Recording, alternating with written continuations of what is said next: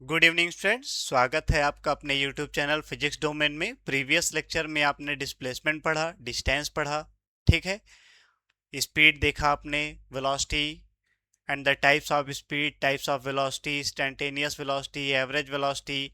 ऐसे आपने instantaneous speed पढ़ा, इंस्टैंटेनियस वेलोसिटी पढ़ा, आपने एक्सीलरेशन पढ़ा। तो अब आज यहाँ पर हम ग्राफिकल रिप्रेजेंटेशन नेक्स्ट टॉपिक के साथ प्रेजेंट हैं। और ग्राफिकल रिप्रेजेंटेशन क्या होता है? ये आपको एक विजुअल प्रोवाइड करता है जिसमें पता चलता है कि किसी भी बॉडी का डिस्प्लेसमेंट, डिस्टेंस, वेलोसिटी, एक्सीलरेशन ये टाइम के साथ कैसे चेंज हो रहे हैं, ये कैसे टाइम के साथ चेंज हो रहे हैं, ये आप ग्राफ से पता कर सकते हैं। ग्राफ देखकर आप बता सकते हैं, और इवन ग्राफ देखकर इनको बता भी सकते हैं और कैलकुलेट भी कर सकते हैं। आप ये बता सकते हैं कि डिस्प्लेसमेंट कितना है, ठीक है। आप ये बता सकते हैं वेलोसिटी कितनी है। और दो मोशन अगर हैं तो दो मोशन को आप कंपेयर भी कर सकते हैं कि which one is a better. और इससे आप दोनों मोशन के जितने भी पैरामीटर, वो पैरामीटर आप कैलकुलेट कर सकते हैं। तो graphical representation provides visual representation of motion in which how position, velocity and acceleration changes with time। आपका पोजीशन, वेलोसिटी, एक्सीलरेशन ये टाइम के साथ कैसे चेंज हो रहा है, ये आपको पता चलेगा। इनके फीचर्स क्या क्या हैं? Compare the motion of objects. अगर दो मोशन का आपको ग्राफ पता है, तो वेलोसिटी टाइम ग्राफ पता है, तो आप उनको क्या कर सकते हैं? कंपेयर कर सकते हैं। Calculate the physical quantities of motion, like displacement बता सकते हैं, velocity, acceleration, speed, time, distance, ये सारी चीजें आप कैलकुलेट कर सकते हैं। Identify the motion whether it is uniform और नॉन यूनिफॉर्म। ये ग्राफ से ही पता चल जाएगा आपको मोशन यूनिफॉर्म है या नॉन यूनिफॉर्म है। तो यहाँ हम थ्री काइंड्स ऑफ ग्राफ की स्टडी करेंगे, ठीक है। There are three kinds of graphical representation of motion. तीन तरीके के आप ग्राफिकल रिप्रेजेंटेशन ऑफ मोशन पढ़ेंगे, ठीक है। Position time graph, velocity time graph और एक्सीलरेशन टाइम ग्राफ। तो इनमें डिफरेंट केसेस होते हैं। जैसे हम आपको position time graph, that is displacement time graph, जब हम पढ़ेंगे तो हम देखेंगे ऑब्जेक्ट रेस्ट में है तब कैसा होगा। वही ऑब्जेक्ट जब यूनिफॉर्म वेलोसिटी से मूव कर रहा है तब कैसा होगा उसका डिस्प्लेसमेंट टाइम कर्व। और तीसरे केस में देखेंगे जब वो नॉन यूनिफॉर्मली मूव कर रहा है तब डिस्प्लेसमेंट टाइम कर्व कैसा होगा। तो आइए देखते हैं।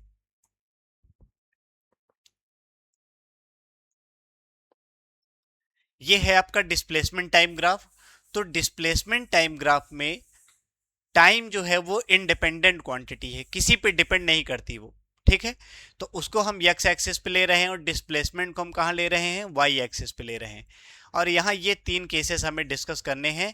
जब ऑब्जेक्ट रेस्ट में है, ठीक है, and when object is moving with uniform velocity, यहाँ पर वेलोसिटी क्या रहेगी? कांस्टेंट रहेगी। और यहाँ पर when object is non uniform velocity, velocity यहाँ पे क्या करेगी? वेरी करेगी। बार बार वेलोसिटी कांस्टेंट यहाँ पर नहीं रहेगी, ठीक है। तो बारी बारी से हम डिस्कस करते हैं। सबसे पहले हम यहाँ डिस्कस करेंगे when object is at rest. अगर ऑब्जेक्ट कोई भी है और अगर वो रेस्ट में आ गया, पता चला ये यहाँ मूव कर रहा था और ये रेस्ट में है यहाँ पर। अगर ये रेस्ट में है और टाइम इंक्रीज कर रहा है, तो आप यहाँ पर देख रहे हैं टाइम को आपने एक्स एक्सिस पे एज्यूम किया था, टाइम यहाँ एक्स एक्सिस पे है, टाइम इंक्रीज कर रहा है। तो टाइम इंक्रीज होने के साथ साथ यहाँ पर डिस्प्लेसमेंट लेकिन इंक्रीज नहीं हो रहा है। तो आप देख रहे हैं ये डिस्प्लेसमेंट है आपका, ये जो वाई एक्सिस है this is the displacement, okay. और ये है आपका टाइम एक्सिस, सेकंड में है, डिस्प्लेसमेंट आपका मीटर में है। तो you will get a parallel line to the time axis. आप एक पैरेलल लाइन पा जाएंगे टाइम एक्सिस की। तो आप देख रहे हैं कि डिस्प्लेसमेंट की वैल्यू में कोई चेंज नहीं है, जो डिस्प्लेसमेंट है वो फिक्स है आपका। क्यों? क्योंकि ऑब्जेक्ट किस में है? रेस्ट में है। नेक्स्ट आप देखेंगे when object is uniform motion. अगर ऑब्जेक्ट आपका यूनिफॉर्म मोशन में है, तो यूनिफॉर्म मोशन में अगर होगा ऑब्जेक्ट, तो यहां पर आप देख रहे हैं कि उसकी वेलोसिटी कैसे बढ़ेगी? इक्वल इंटरवल ऑफ टाइम में। देखिए इस सेगमेंट में बढ़ गई यहाँ पर, यहाँ से बढ़कर ये। तो आप देख रहे हैं जैसे जैसे आपका ये डिस्प्लेसमेंट है, डिस्प्लेसमेंट बढ़ रहा है और टाइम भी क्या हो रहा है आपका? यहाँ बढ़ रहा है। और कैसे बढ़ रहा है? यूनिफॉर्मली बढ़ रहा है, ठीक है। तो आपको पता है कि डिस्प्लेसमेंट टाइम ग्राफ अगर गिवन है, तो अगर हम स्लोप कैलकुलेट करते हैं तो आप उससे वेलोसिटी पा जाएंगे, ठीक है। तो इन displacement time graph slope represent velocity. आइए जरा हम कैलकुलेट करते हैं स्लोप। स्लोप का मतलब आप समझते हैं, स्लोप का मतलब हो गया tan थीटा। कोऑर्डिनेट ज्योमेट्री में स्लोप m इक्वल टू हो गया आपका tan थीटा। आपको tan थीटा निकालना है, किसका निकालना है? इन ट्रायंगल, किस ट्रायंगल में?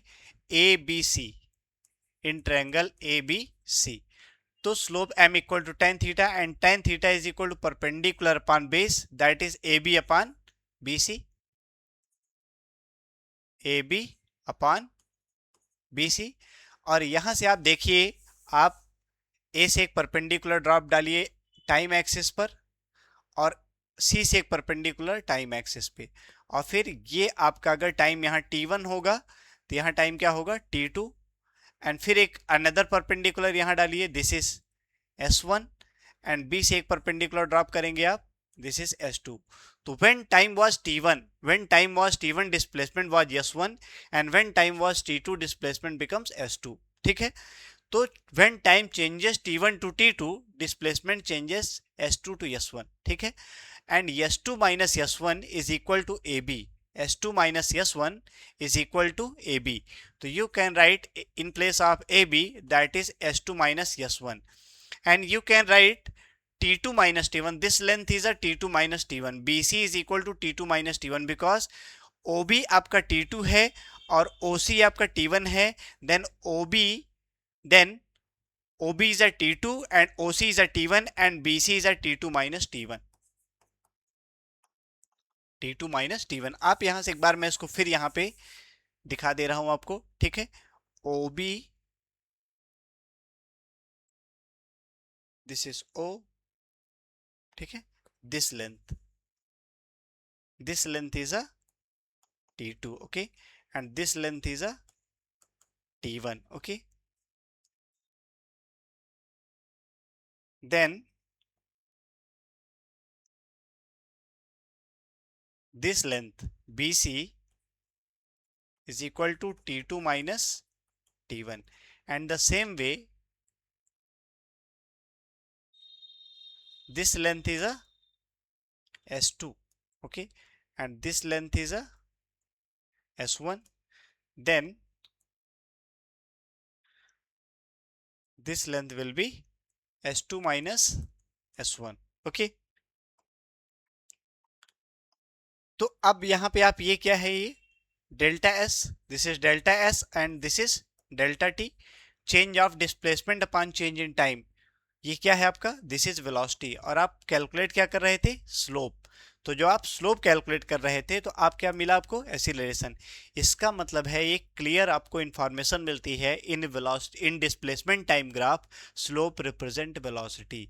डिस्प्लेसमेंट टाइम ग्राफ में आप स्लोप कैलकुलेट करेंगे तो आपको क्या मिलेगा? Velocity, okay. यहाँ पर देखिए इन्होंने यहाँ पे ये कैलकुलेट भी किया है। Slope tan theta is equal to AB by BC and AB is equal to delta S and BC is equal to delta T, that is delta S upon delta T is equal to velocity. It means that slope represent velocity, okay। Case third है when object is at non-uniform motion, when object covers unequal distance in equal interval of time, then motion said to be non uniform motion. तो आप यहां पर देख रहे हैं different point पर different जो है आपको स्लोप्स मिल रहे हैं। यहां पर देखिए स्लोप क्या है, तो आप टेंजेंट ड्रॉ करते हैं, टेंजेंट रिप्रेजेंट द स्लोप, ठीक है। कोऑर्डिनेट ज्योमेट्री के अकॉर्डिंग जो टेंजेंट होता है वो आपको क्या दिखाता है? स्लोप को दिखाता है। तो आप देख रहे हैं डिफरेंट पॉइंट पर डिफरेंट टेंजेंट है, इसका मतलब हर पॉइंट पर वेलोसिटी क्या है? अलग अलग है। और इसको आप क्या बोलेंगे? This is non uniform motion. ये क्या है आपका? This is non uniform motion, ठीक है। हर पॉइंट पर डिस्प्लेसमेंट यहां पर डिफरेंट है, ओके। नेक्स्ट है आपका velocity time graph, VT graph. तो time is being independent taken on X axis. Time आपका इंडिपेंडेंट क्वांटिटी है, किसी पे डिपेंड नहीं करता है, ठीक है। टाइम किस पे डिपेंड करता है बेटा? किसी पे डिपेंड नहीं करता, टाइम पे सब डिपेंड करते हैं, वेलोसिटी, डिस्प्लेसमेंट, सब, ठीक है। तो टाइम को हम एक्स एक्सिस पे ले रहे हैं एंड वेलोसिटी को हम जो है वाई एक्सिस पे लेंगे। तो यहां पर भी आपको 3 केसेस पढ़ने के लिए मिलेंगे। सबसे पहले है when object is moving with constant velocity. अगर ऑब्जेक्ट कांस्टेंट वेलोसिटी से मूव कर रहा है उस सिचुएशन में क्या होगा। फिर when object is with varying velocity but non-uniform acceleration, but uniform acceleration, and when object is with varying velocity but non-uniform acceleration। तो यहां पर क्या है, पहले आप कांस्टेंट वेलोसिटी का कर्व देख लीजिए। यहां पर आप देखिए ये आपका वेलोसिटी एक्सिस, वेलोसिटी का एक्सिस है, और ये आपका एक्सिस टाइम का एक्सिस है। टाइम देख रहे हैं, टाइम आपका इंक्रीज हो रहा है, 0 to 2 हुआ, 4 हुआ, 6 सेकेंड हो गया, 8 सेकेंड, 10 सेकेंड। फिर इधर आपका वेलोसिटी देखिए 0 से 1 2 3 4 5। लेकिन जब टाइम 0 था, आप ग्राफ देखिए और ग्राफ देखकर बताइए, जब टाइम 0 था तो वेलोसिटी कितनी थी, 5 मीटर पर सेकेंड, और जब टाइम 2 हो गया तो भी वेलोसिटी 5 मीटर पर सेकेंड, जब टाइम 4 सेकेंड हो गया तो भी वेलोसिटी 5 मीटर पर सेकेंड, 6 हो गया तो भी वेलोसिटी 5 मीटर पर सेकेंड, 8 सेकेंड पर भी 5 मीटर पर सेकेंड। तो वेलोसिटी चेंज नहीं हो रही है टाइम साथ, वो कांस्टेंट बनी हुई है, ठीक है। तो in velocity time graph, area under the graph represent total displacement. यहां पर एक आपको इंपॉर्टेंट इंफॉर्मेशन और मिल रही है। आइए हम इसको जरा से कैलकुलेट करके देखते हैं कि ये कितना सही है, ठीक है। जब करके देखेंगे तो ज्यादा क्लियर होगा, ठीक है। यहां पर हम एडी के लिए देखते हैं कि ए टू डी, अगर टाइम ए, जब when time was 2 second then velocity was 5 meter per second, and when time becomes 6 second velocity was still 5 meter per second। तो B to C, when particle was at B time was 2 second, and when particle reaches at point C time was 6 second। okay, so what is the change in time, 6 minus 2, what is the change in time, this is 6 minus 2, or you can say this is t1 and this is t2, then you can say what is the change in time, t2 minus t1, and velocity is a still constant, you can say it is a v, you can say it is a v। then what will be the area, displacement is equal to area under the graph AD। AD के under में कौन सा area आएगा, area of quadrilateral ABCD। Then area of quadrilateral is equal to AB into BC। Quadrilateral का area कितना होगा, AB into BC, and AB is equal to V, and delta T, BC is equal to delta T, and velocity into change in time which is equal to displacement. तो आपने देखा कि आप area calculate कर रहे थे और आपको क्या मिला, यहां पर एरिया कैलकुलेट कर रहे थे लेकिन आपको क्या मिला, आपको डिस्प्लेसमेंट मिल गया। Is it clear. तो आप ये चीज समझिए कि इन velocity time graph, area under the graph represent total displacement. अब इसी वेलोसिटी टाइम ग्राफ में वेलोसिटी क्या है, कांस्टेंट नहीं है, वेलोसिटी इंक्रीज हो रही है। क्या हो रही है, वेलोसिटी इंक्रीज हो रही है, लेकिन यूनिफॉर्मली इंक्रीज हो रही है, मींस एक्सीलरेशन यहां पर कांस्टेंट है। अगर यूनिफॉर्मली इंक्रीज हो रही है वेलोसिटी तो एक्सीलरेशन क्या है, कांस्टेंट है, ठीक है। तो यहां पर भी हम देखते हैं, यहां पर हम स्लोप कैलकुलेट करना चाहते हैं। आइए यहां पर स्लोप कैलकुलेट करें और बताएं, स्लोप कैलकुलेट करके आप बताइए कि स्लोप क्या रिप्रेजेंट करता है वेलोसिटी टाइम ग्राफ में। तो आप यहां पे स्लोप निकालिए, slope m equal to tan theta, और किस ट्रायंगल का स्लोप आप निकाल रहे हैं, in triangle ABC। And what is tan theta, tan theta is equal to perpendicular upon base, it is AB, AB is a perpendicular and base BC, okay, and AB is equal to, AB आप देखिए यहां से, अगर आप यहां से perpendicular drop करें आप यहां पर वेलोसिटी एक्सिस पे, this is the change in velocity, ये क्या है आपका, this is change in velocity, that is delta V। और यहां से जब आप टाइम एक्सिस पे परपेंडिकुलर ड्रॉप करेंगे तो ये क्या है आपका, this is change in time, that is delta T, BC is equal to delta T, and delta V by delta T, change in velocity upon change in time, ये क्या है, this is change in velocity upon change in time, this is acceleration, this is acceleration। तो आप slope calculate कर रहे थे but आपको क्या मिला, एक्सीलरेशन। इसका मतलब ये हो जाता है in velocity time graph slope represent acceleration. Is it clear. तो in velocity time graph slope gives acceleration, यहां पर देखिए वही चीजें हैं, AB by BC and that is delta V by delta T is equal to acceleration. लेकिन ये जरूरी नहीं है कि अगर वेलोसिटी आपकी यूनिफॉर्मली इंक्रीज हो रही है, वेलोसिटी यूनिफॉर्मली डिक्रीज भी हो सकती है विद कांस्टेंट एक्सीलरेशन। कैसे, एक ग्राफ ये आप देखिए, यहां पर भी वेलोसिटी क्या हो रही है, यूनिफॉर्मली आपकी क्या हो रही है, डिक्रीज हो रही है। वहां पर यूनिफॉर्मली इंक्रीज था, यहां यूनिफॉर्मली डिक्रीज हो रही है। यहां पर एसिलरेशन आपका क्या है, कांस्टेंट है।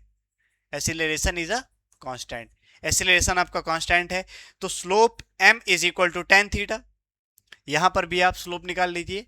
तो जब आप स्लोप निकालेंगे तो slope is tan theta equal क्या होगा, tan theta is equal to A B by B C, that is m is equal to tan theta. Slope का फार्मूला क्या है, slope is equal to tan theta, okay. And tan theta is equal to perpendicular A B upon base B C, okay. और ये क्या दिखाता है आपको, A B, ये क्या है, this is change in velocity. A B किसके इक्वल है, change in velocity, that is delta V. And B C, B C आप टाइम एक्सिस पे परपेंडिकुलर ड्रॉप करिए, ये डिस्टेंस आपको क्या शो करती है, this is change in time. तो delta V upon delta T, this is also acceleration and this is the slope, and this is the slope. तो आप स्लोप कैलकुलेट कर रहे थे और आपको क्या मिला, एक्सीलरेशन। हाँ, ये रिटार्डेशन है, यहाँ वेलोसिटी आपकी फाइनल वेलोसिटी डिक्रीज हो रही है, तो रिटार्डेशन आपका क्या होगा, माइनस होगा यहाँ पर, ठीक है। ए की वैल्यू कितनी आएगी, नेगेटिव आएगी। Is it clear.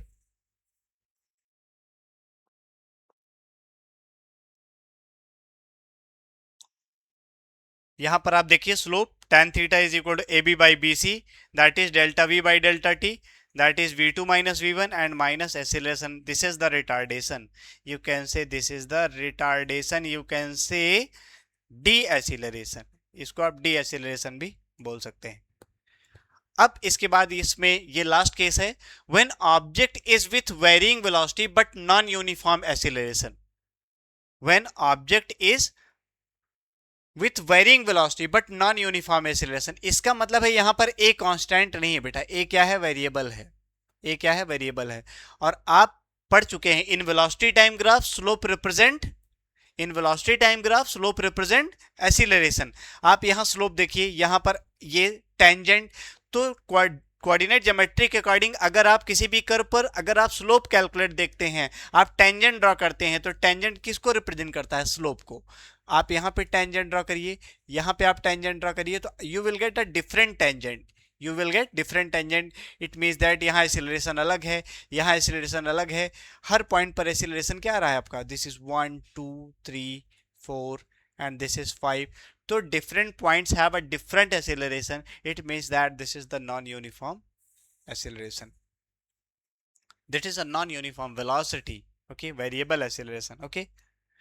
तो ये था आपका ग्राफिकल रिप्रेजेंटेशन ऑफ मोशन। अब इसके बाद जो है नेक्स्ट लेक्चर में आप लोग पढ़ेंगे derivation of equation of motion by graphical method, और फिर उसके बाद उसी पे बेस्ड एप्लीकेशन पे, उसी एप्लीकेशन बेस्ड हमें बहुत सारे न्यूमेरिकल्स भी अटेम्प्ट करने हैं।